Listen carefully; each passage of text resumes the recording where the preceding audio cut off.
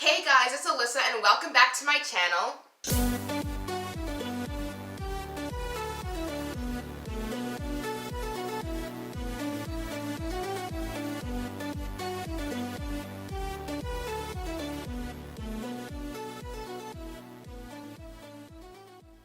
If you're new to my channel, then I make story times, challenges, all that jazz on this channel, and on my other channel, Music by Ally, I make covers, original songs, and other music related content. So subscribe to this channel, subscribe to my other channel, join the Ally crew, and without further ado, let's get right into the video. As you know, Valentine's Day is coming up. I made a video a year ago about a bad crush that I've had. Now this video is going to be about a crush that I had that was actually really nice to me, but then just one time he got tired of me, and I would get tired of me too, but I totally blew it out of proportion when I was younger, and I made it out to be like he was the bad guy. So I liked this guy when I was in 6th grade, and a lot of people knew who it was.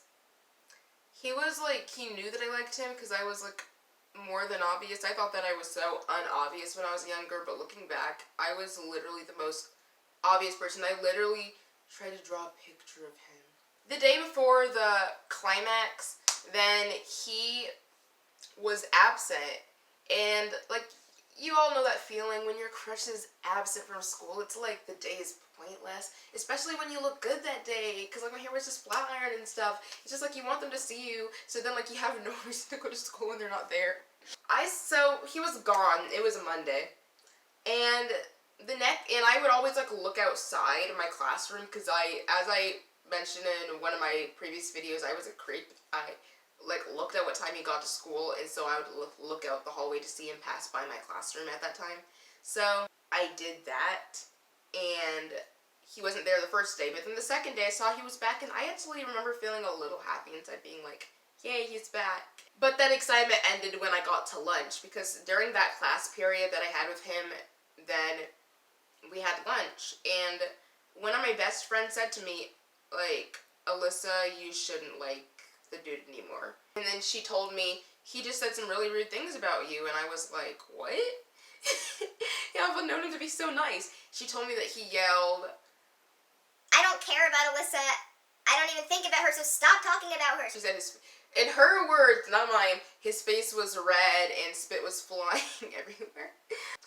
That just completely changed my mood.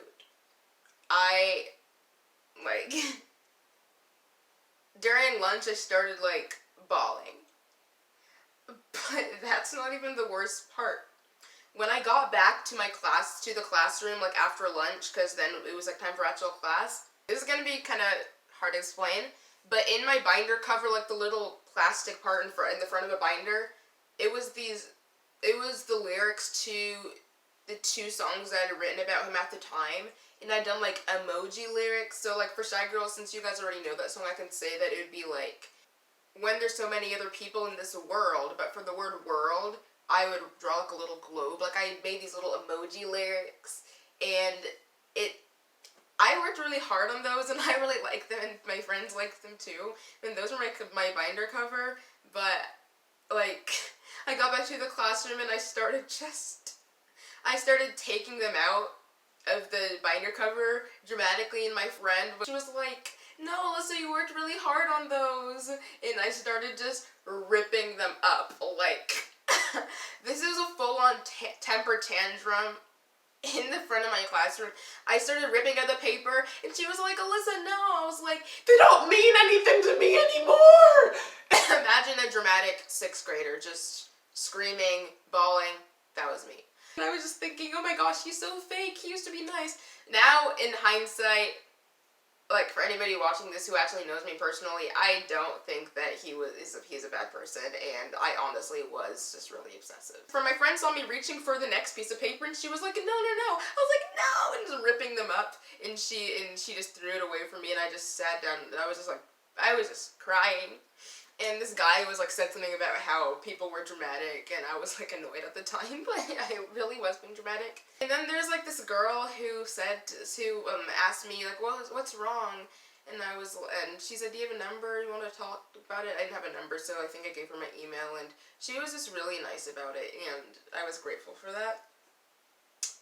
The irony is that I sat right in front of the teacher. She even admit that she would see things going on, but she just wouldn't, like, know exactly what was going on, so she just left her alone. I don't know if that's a good or bad thing. This was the story. I called it The Eruption of Mount Alyssa. So in the story, then I switched up the names, like I made code names for each character. It was a Tuesday, and I hated Tuesdays. March 20. I was a volcano, still and quiet at first. Then when the magma, my feelings, reached their pressure point, I erupted. My best friend Bailey had been missing in action the day before. By the way, I have to point out, I changed the role of like, when I wrote the story about this, then instead of writing, like, my crush, I just made the antagonist my best friend, because, like, me and the guy were in a good place at the time. My best friend Bailey had been missing in action the day before, so I was glad to see that she was back in class. On the way to lunch, another friend of mine, Kathy, approached me. Worried excitement plastered across her face. Alyssa, I can't believe it, she exclaimed. Believe what? I asked. Suddenly growing concerned, she spilled what she had been dying to tell me, and within the span of a minute, I went from happy to wanting to hurt somebody. Bailey also went from being my BFF to an enemy. Apparently, Kathy had overheard Bailey saying some things about me, hurtful things that I wouldn't expect from the person I once knew, or at least I thought I did. I'm so sorry. I can't believe she said that. Wow, that's so rude, came the chorus of responses from the friends that I had told. But that didn't do anything to hold back the waterworks that started escaping my eyes. But little did I know that those soft tears I had cried were only a taste of what was to come. That Tuesday, March the 20th, I not only surprised some people who had known me to be nice and quiet, but I had surprised myself. Students were returning from lunch, chittering and chattering as they entered the classroom. Then, in I came, stomping like a toddler, cheeks stained from the previous shower that my eyes had rained. I plopped down in my seat and immediately reached for a paper that had been in the front sleeve of my binder. This wasn't an ordinary paper. Drawing had been a hobby of mine, and I drew pictures of people that were important to me. This had been a portrait that I had drawn of Bailey. What are you doing? Kathy shrieked. She knew how long and hard I'd worked on my portraits. It doesn't mean anything to me anymore, I wailed as I ripped the portrait to shreds. It was then that the father of the baby tears that I had cried earlier awoke from his nap. No longer a sleeping giant, the volcano erupted. I broke into outrageous sobs. No, stop, Kathy grabbed at my binder when she saw me reaching for the second portrait of Bailey to avoid it from seeing the same fate as the first one.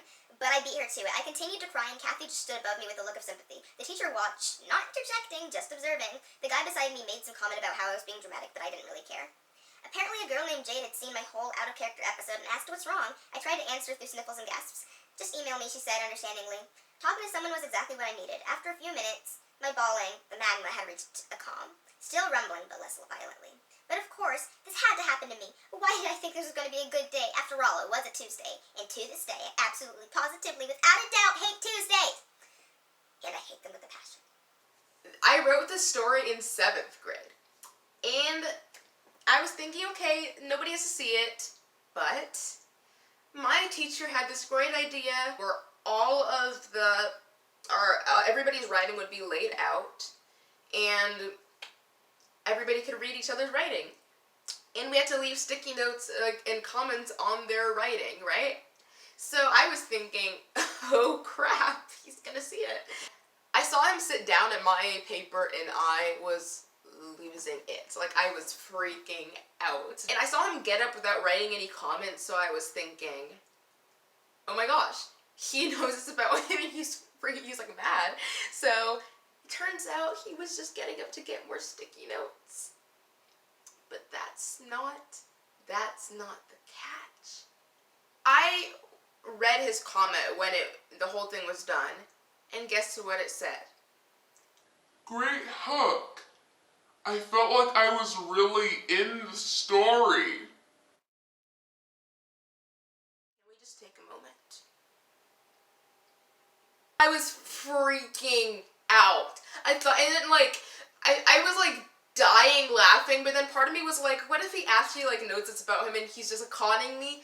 But literally after that, then like I told like all my friends, I was like, bro, look at this comment. One of my friends was dying right in front of the guy, so then he was like, what's wrong?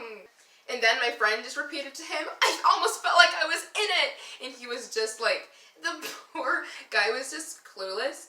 And then he said to me, oh, I bet I know who was in the story. He was like, he was like reciting who each of the like code names really was, and then he got to like Bailey, which was him in the story, and he was like, and Bailey is, and then he said somebody else, and I was like, okay, he actually believes that it's not about him, but I was like freaking out.